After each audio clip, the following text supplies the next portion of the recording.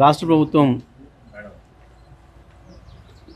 వాళ్ళ చేతగాంతనాన్ని బయటపెట్టుకుంటుంది. ప్రభుత్వం వచ్చి 6 నెలలు గడుస్తున్నప్పటికి కూడా ఇంకా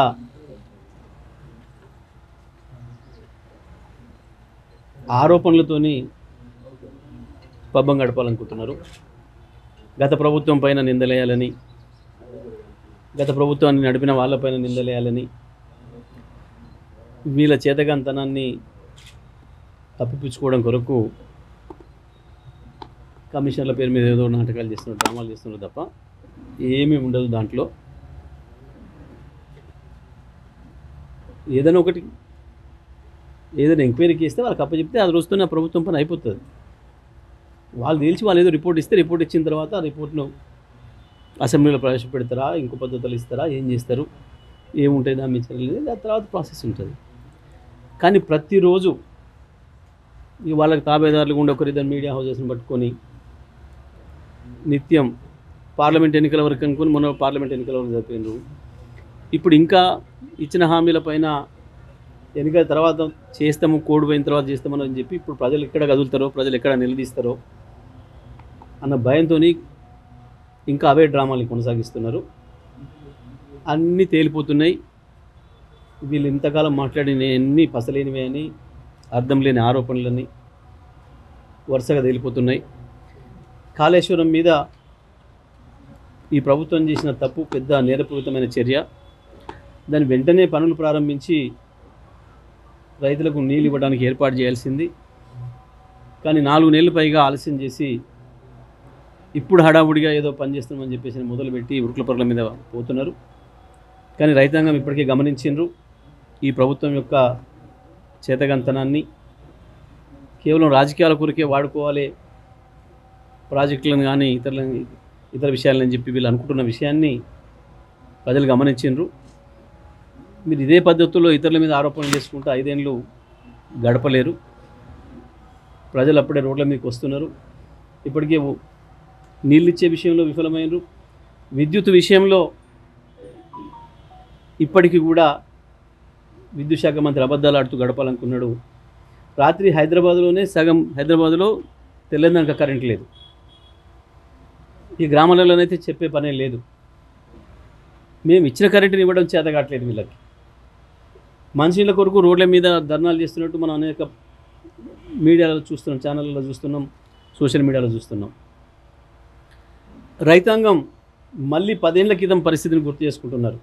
10 సంవత్సరాల క్రితం ఆనాడు కాంగ్రెస్ ప్రభుత్వంలో ఎట్లా ఉండేనో, విత్తనాల కొరత, విత్తనాలు అందకుండా విత్తనాలు బ్లాక్ చేసి, ప్రత్యేకించి విత్తనాల విషయంలో పత్తి విత్తనాలు దొరకకపోవడం కారణంలో ప్రభుత్వంలో ఉన్న కొంతమంది పెద్దలు వాళ్ళ హస్తం ఉంది, వాళ్ళే బ్లాక్ చేసి ఎక్కువ ధరకు అమ్ముతున్నారు అనే సమాచారం మాకుంది. తొందరలోనే దానికి సంబంధించిన విషయాలు కూడా బయట పెడతారు. ప్రభుత్వంలోనే ఒక మంత్రికి సంబంధం ఉంది అని చెప్పి ఒక సమాచారం వచ్చింది.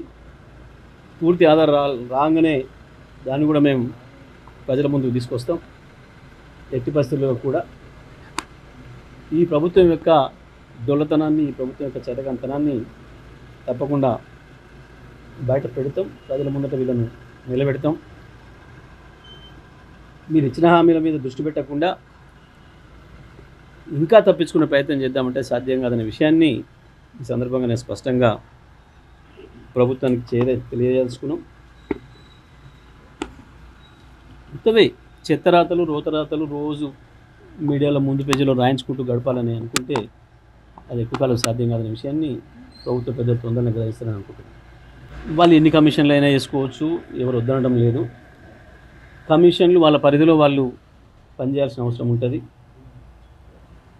గతంలో మనం చాలా చూసినాం కమిషన్లు ఎట్లా పనిచేసినాయి, కమిషన్ల రిపోర్ట్స్ ఎట్లా వచ్చినాయి, ఏం చేసిండ్రు అనే విషయాలు మనం చాలా విషయాలు చూసినాం. మరి వాళ్ళ కమిషన్లు పనిచేసిన దానికంటే ఎక్కువ మీడియా వార్తలు ఎక్కువవుతున్నాయి. దానిపైన కూడా ప్రజలు ఆలోచిస్తున్నారు. కమిషన్ల యొక్క ఉద్దేశం ఏంది, దేని కొరకు ఏర్పాటు చేయబడ్డ కమిషన్లు ఏం పని చేస్తున్నాయి అనే విషయాన్ని కూడా ప్రజలు గమనిస్తున్నారు, అందరూ కూడా గమనిస్తున్నారు.